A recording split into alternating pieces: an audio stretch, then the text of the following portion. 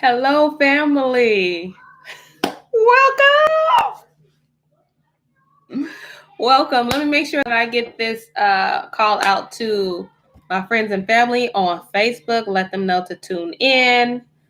Such a blessing that we're finally, hopefully, we'll have some great experience using the YouTube.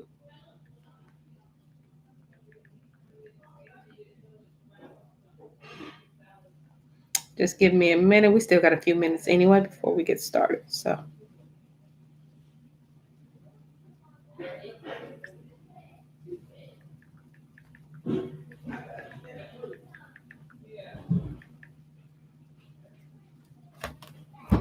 Hello, family. Hello, family.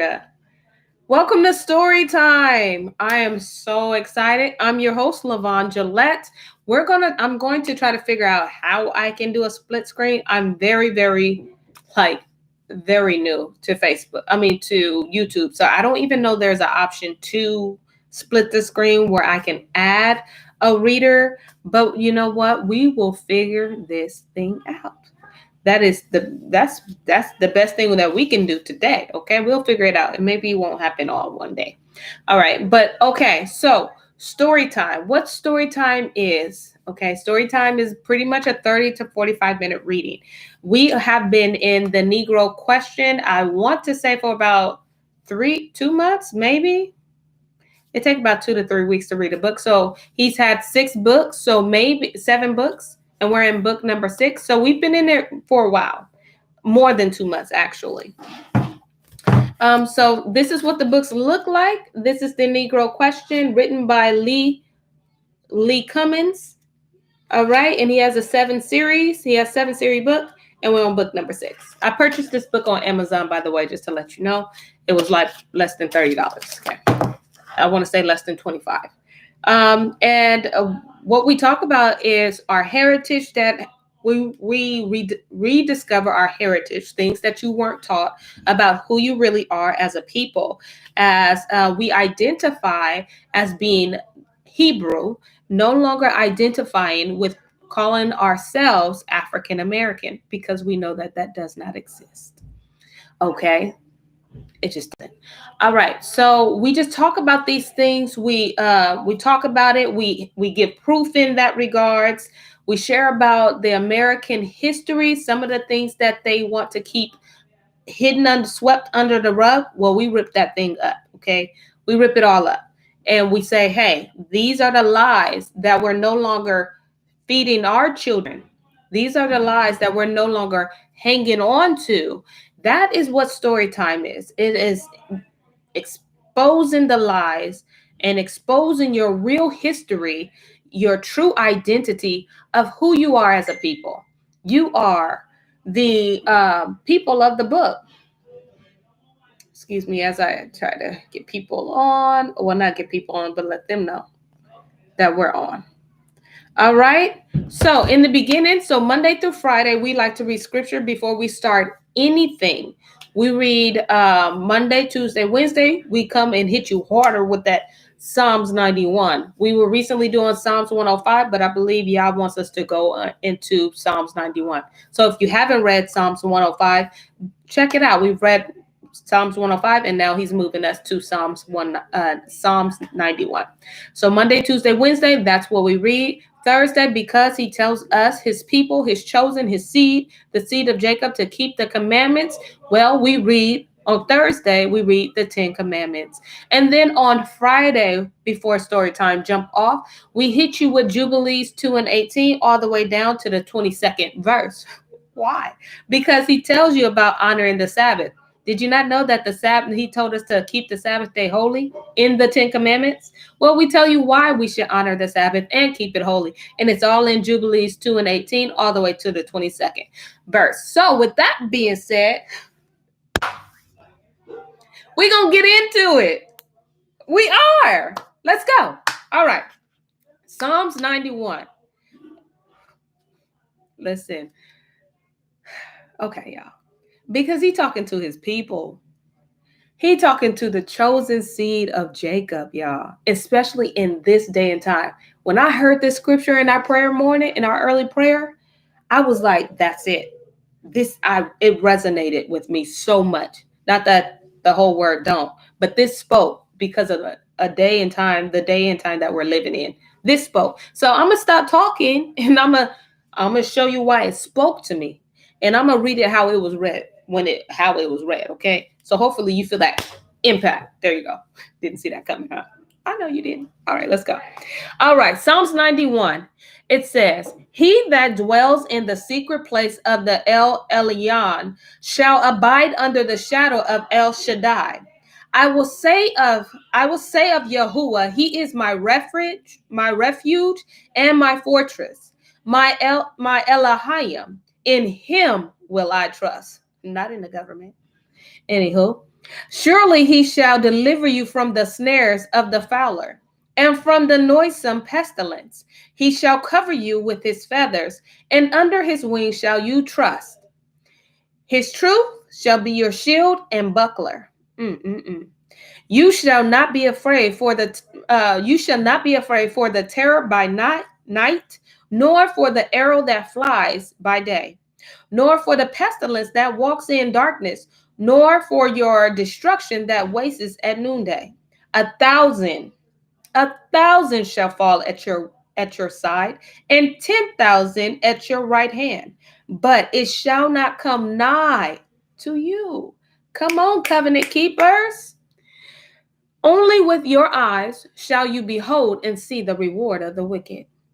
And your reward is coming.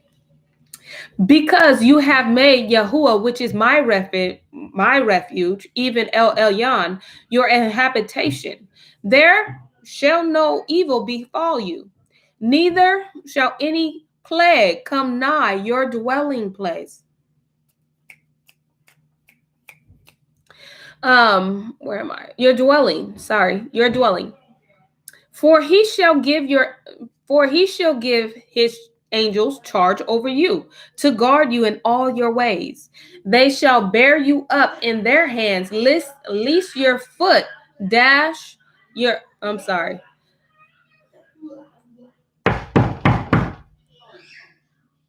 Sorry. We're a family here. Okay. "For he shall give his angels charge over you to guard you in all your ways. They shall bear you up in their hands, lest you dash your foot against a stone. You shall tread upon the lion and adder. The young and the dragon shall you trample under feet. Because he has set his love upon me, therefore will I deliver him. I will set him on high, because he has known my name, and he shall call upon me, and I will answer him. And I will be with him in trouble. I will deliver him and honor him. With long life will I satisfy him and show him my Yahusha." I just read to you Psalms 91. May Yah add a blessing to the hearer and reader of his word. And now we're going to go ahead. Sorry, that was a lot. One thing you guys got to know about me is I'm a mom of 3. And I live in a big old family. Okay, so you're going to hear children in the background because people live here. Okay, we live here. And you're going to hear it. It's all right. All right, if you have your books, go ahead and grab your books. Again, we are on the Negro question, part 6. And then this is titled "The 13 Black Colonies."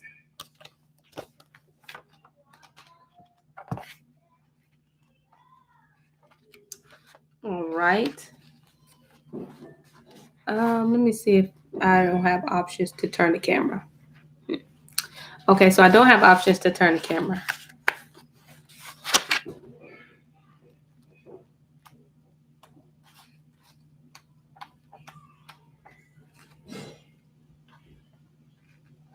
All right, so we left off yesterday on Facebook. We left off on the 5 Black founding fathers of the 13th tribe. And if you can see, these are King James Stewart, and he's right here. He looks like somebody pawpaw. This is King Charles First Stewart. You can see him. Okay.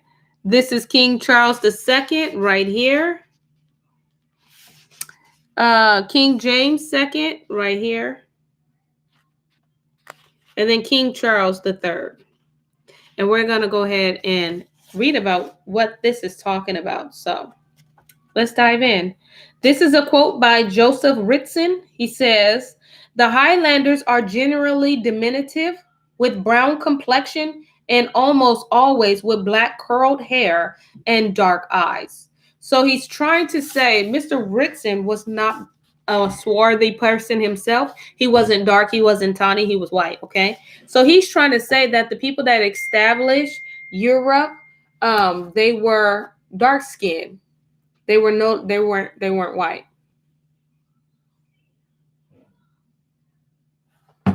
So that is so yes. Okay, so that's what he's trying to tell you. That the founders were pretty much black, okay?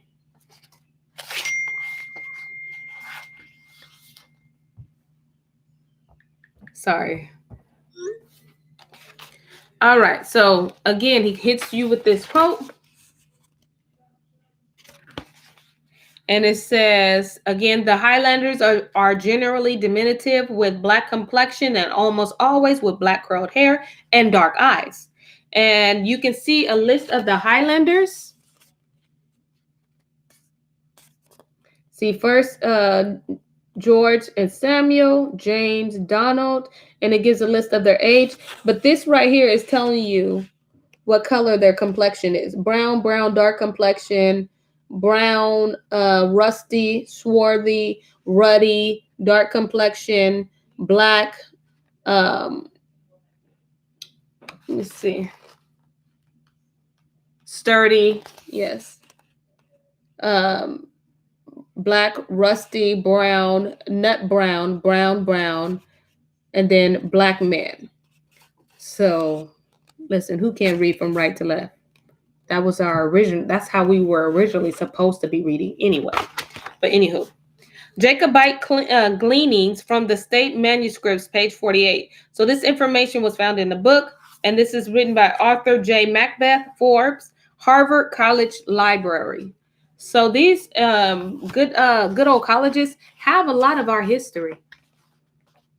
All right, so it says, the only colony that was not founded by a black Scottish Highlander king was the Georgia colony.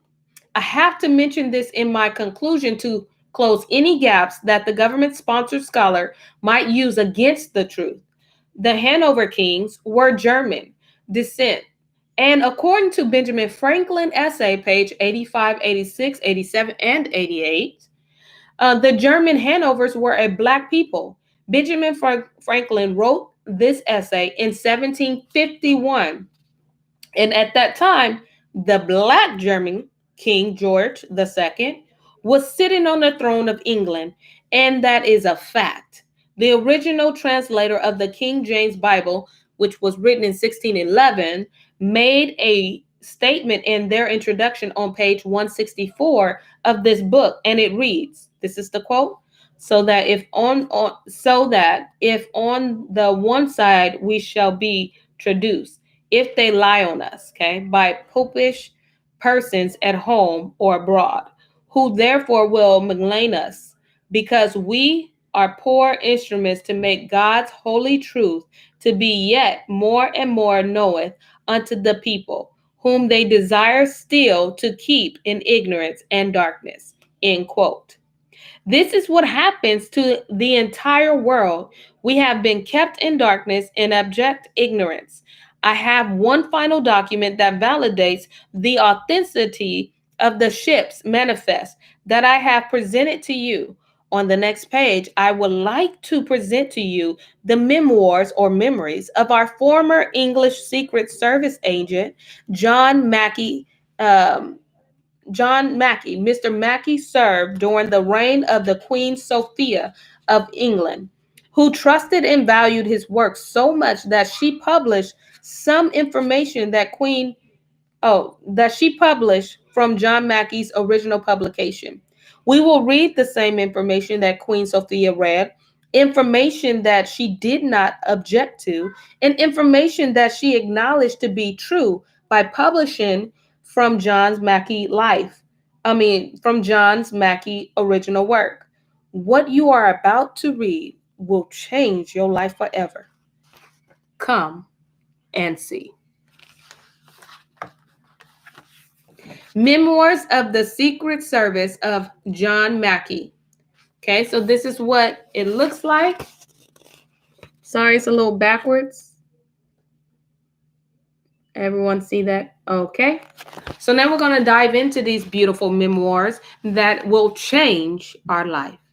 He said, come and see. So behold, we're about to see. This book was published in 1733, Nichols and Sons. Book location is the New York Library.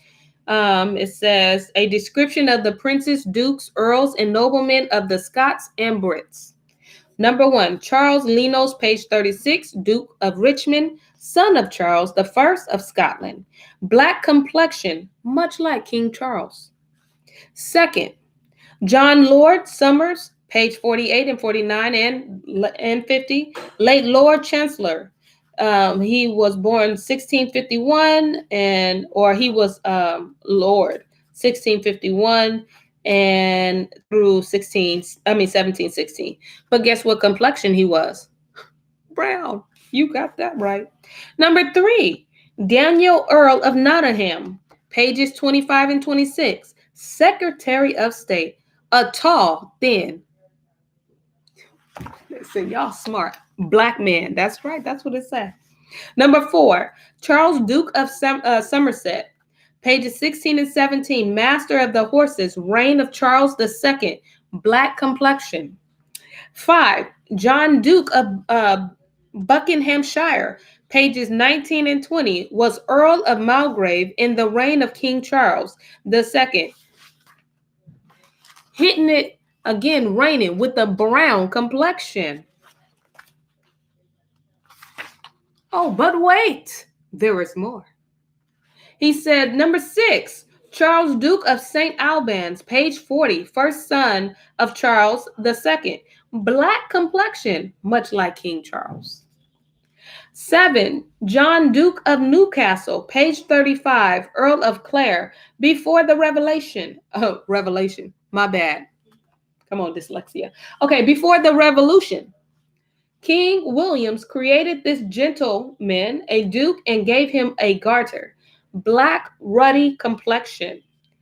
Heneage Finch, Lord of Guernsey, page 90, brother of Earl of Nottingham and solicitor to King James II, a tall, thin, black man.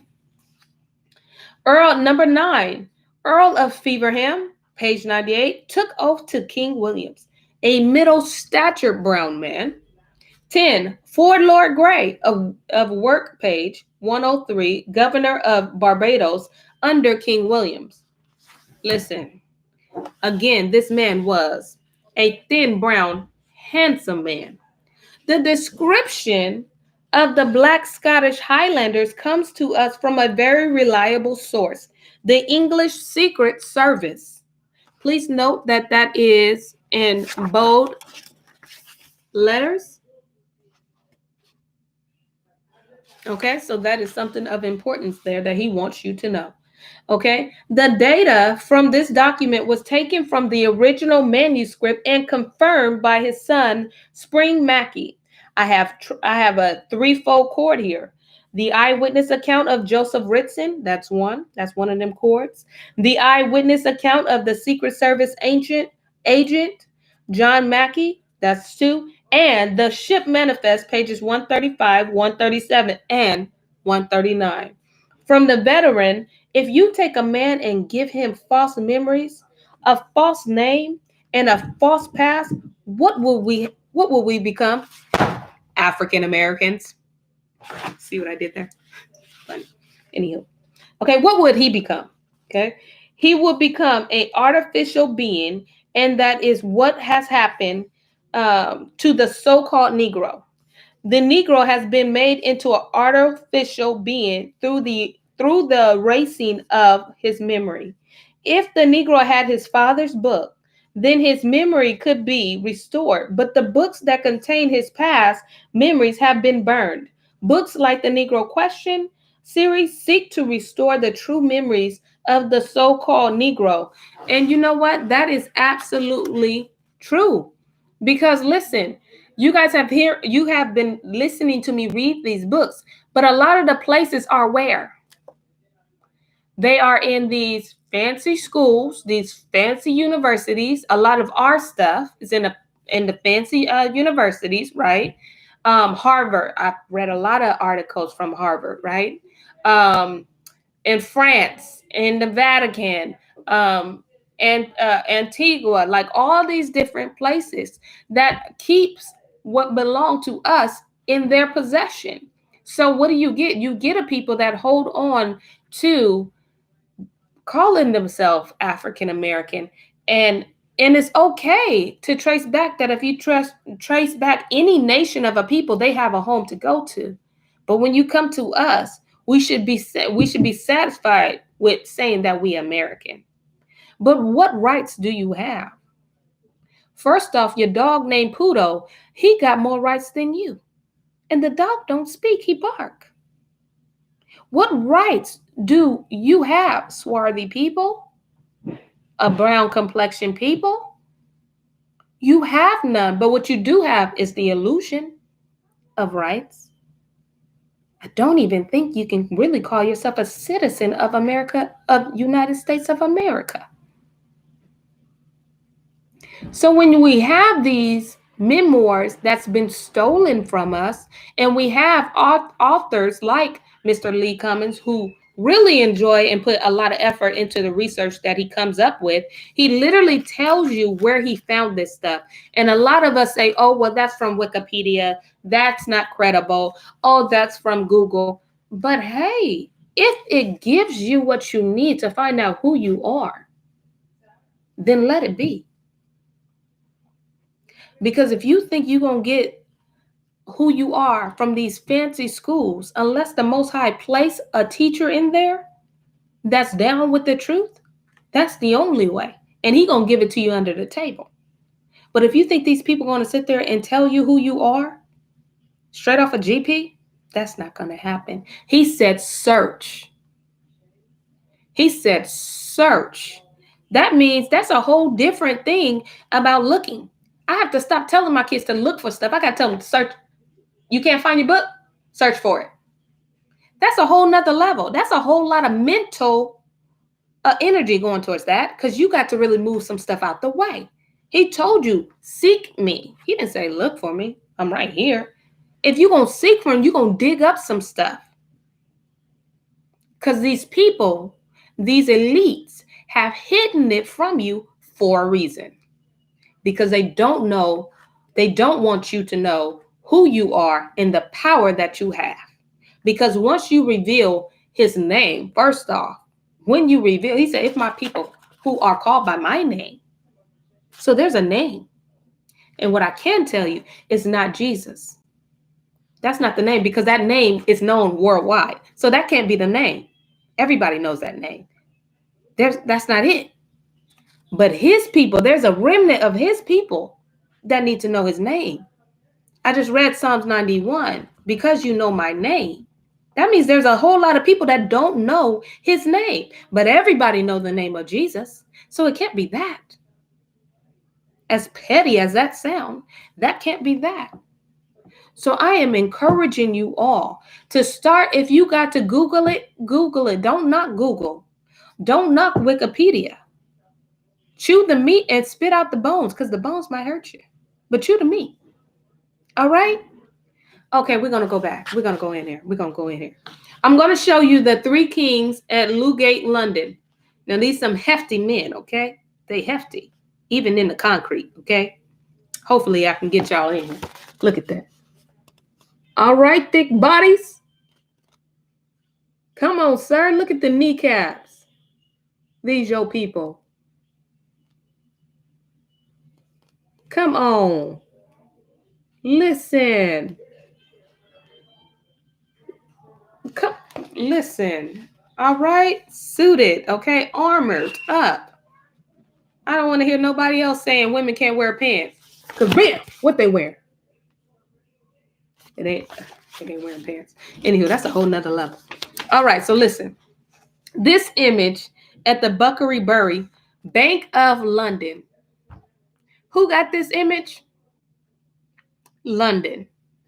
Didn't say Pittsburgh, California. Didn't say Sacramento, California. Didn't say California at all. It said London. Who got our stuff? London. A lot of them have our stuff. Okay. Look, bank. Okay. This image is found at the Bury, Bank of London, shows the image of 3 black kings. Excuse me, London. Why do you need? Why do you need this? This not even your people. I'm curious. 3 black kings, and is dated to the year of 1667. There are only 3 Scottish kings that can fit this timeline. King James VI of Scotland, he's the far right, okay?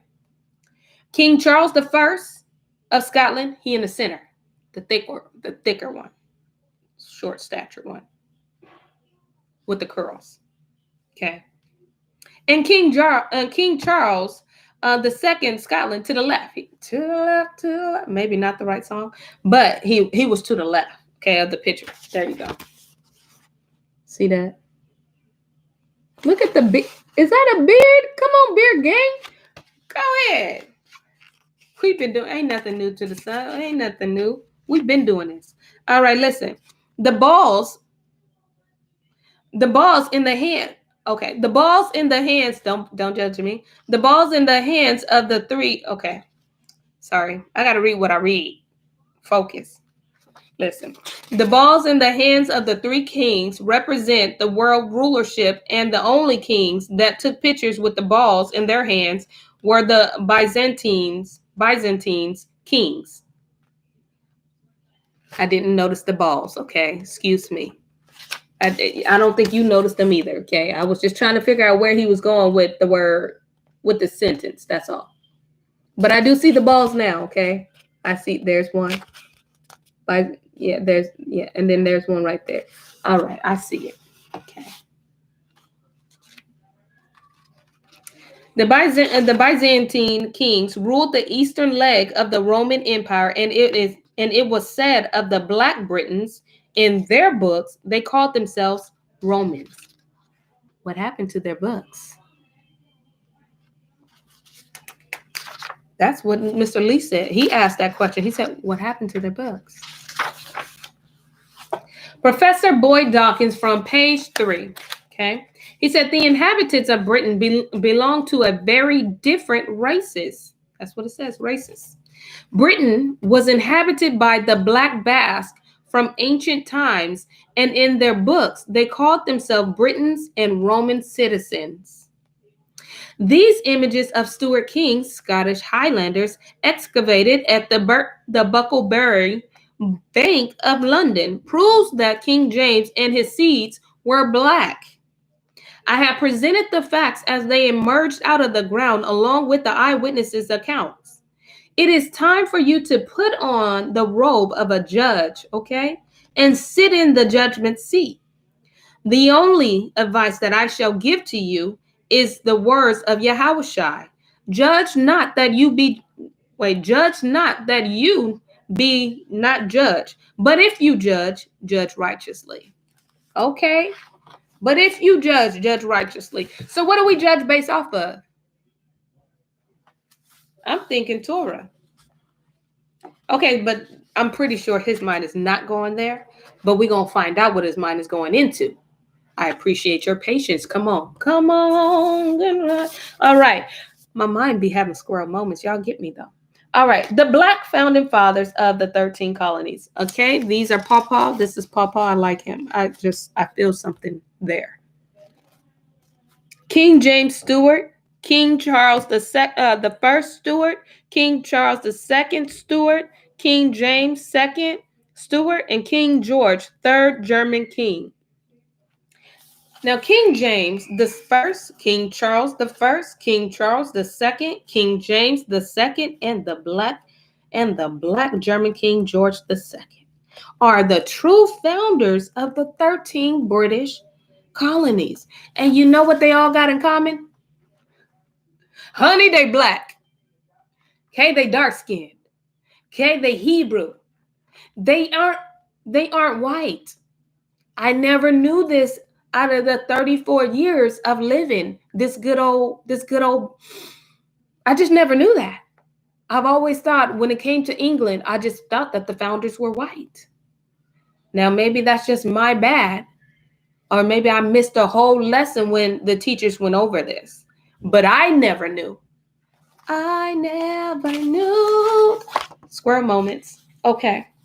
But baby, they black, okay?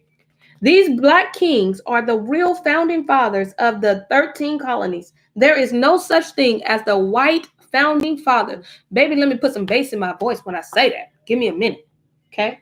These black kings are the real founding fathers of the 13 colonies. There is no such thing. Somebody better catch that. Ass, not ASS. It's just ass. Listen, y'all acting up today. The white founding father. There is none. No such thing. Somebody say no such thing. As the white founding fathers. It's a myth. That's what he said. That's what he said. Because I had to read it that way because there was an exclamation there. But it's a myth. That's what he said.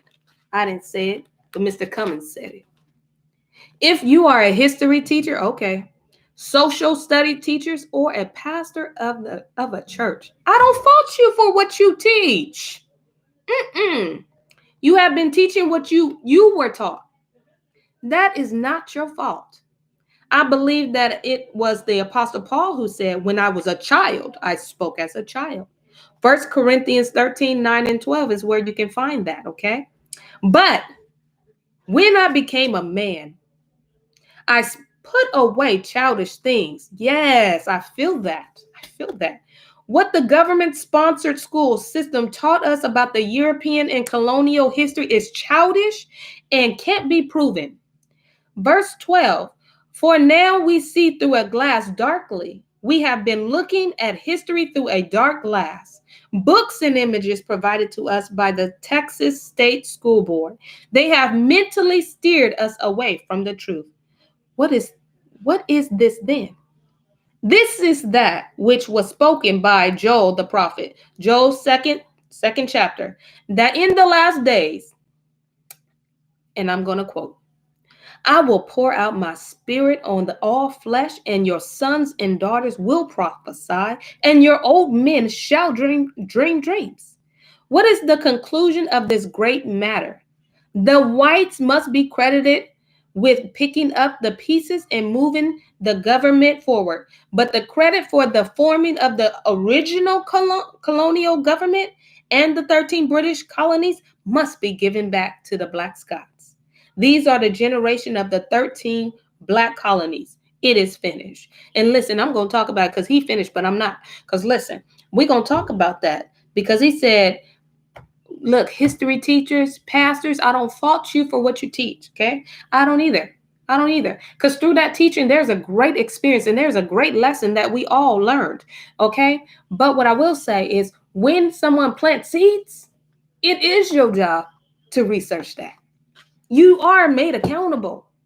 And if you discover what's being taught is the truth and still go back to what you're teaching, baby, you are held accountable for that. But if you're teaching unaware, we don't fault you for that. But for those that know the truth, baby, we fault you for it. We sure do. Yeah, we do. I do. Put the judge on. I do. Throw the robe on. Okay? Because you just helping our people to stay in a deep coma. We need them to wake up. All right, so listen, if you have any information or any this is like, okay, so if you have any question for Mr. Lee Cummings, he's giving you his personal email address. He said contact information, lee0260@comcast.net. That is his personal email, so you can go ahead and email him your questions. He said he also is available for speaking engagements. Now listen, I'm just putting it out there. Now that's up to you if you want to go ahead and bring in Brother Lee Cummings on story time. But please know I do not have the funds to pay him. Okay? Who we appreciate you. Where we at on time? Okay, we have 5 minutes, and I'm going to read this last page. It says chapter 8, the writings of King James. Let's get into there. King James, Stewart of Scotland, the Highlander. King James the Sixth of Scotland wrote the Belcicon. Whoo-hoo. Come on, word that I don't know how to pronounce. Y'all see that? Basil. I don't know. I won't even act like I do know, because I don't.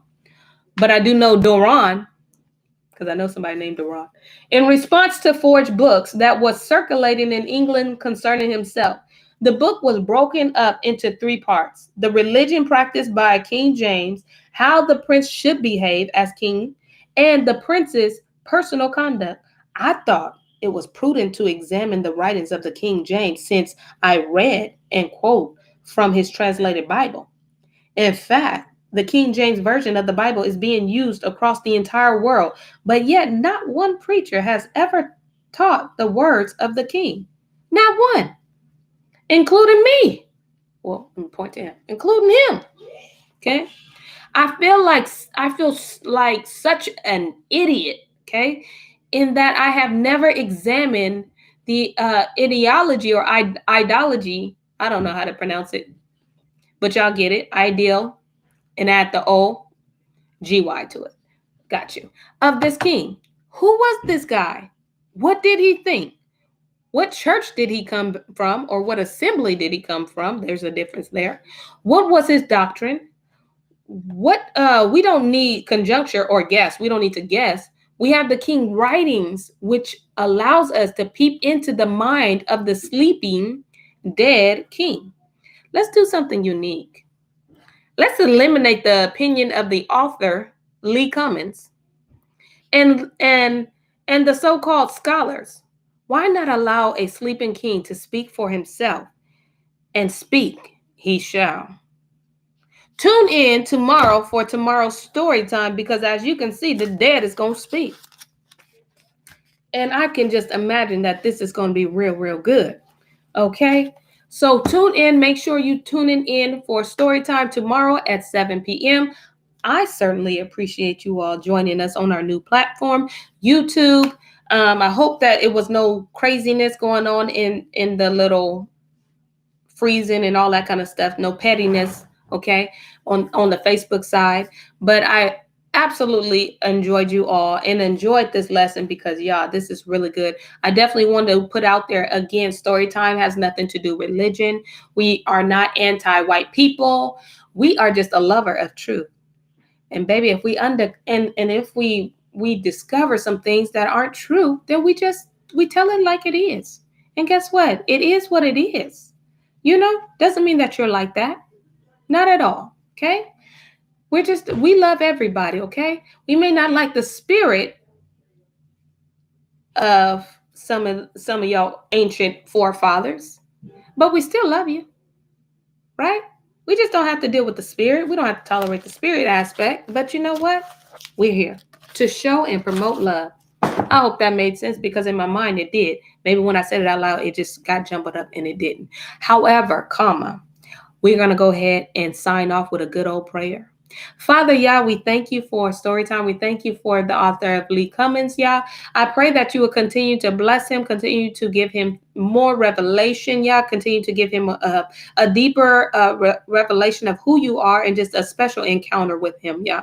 I pray that you will bless all those who tuned in to story time, Yah. I pray that you will guard their homes, guard their family, Yah. In the name of Yahweh Shai, I pray that all those that don't know who you are, that will have a heart to seek, that they will posture their heart to seek you and to truly get to know you, Father. Father, I pray that those that are in the awakening and that are awakened, that you will continue to give them wisdom and discernment on what to say and when to say it, Yah. I pray that we will continue to uphold your covenant, that we will continue to hold and guard your commandments, Yah, because that is what you told us to do. You told us to guard the commandments, Yah. I pray that you will continue to teach us your ways, Yah, change our desires into yours, and most of all, y'all, be with your people in this day and time, especially when it comes to the vaccine, the mark of the beast. I said it and I'll say it again.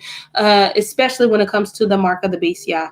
Please open your children eyes in regards to that matter, y'all. Give them wisdom, y'all. Let them know that you will provide for them, whether it is being threatened that they have to leave their jobs, y'all. Let them know that from the beginning of time, you've always wanted to be our source. So our job was never meant to be our source, but it was just it.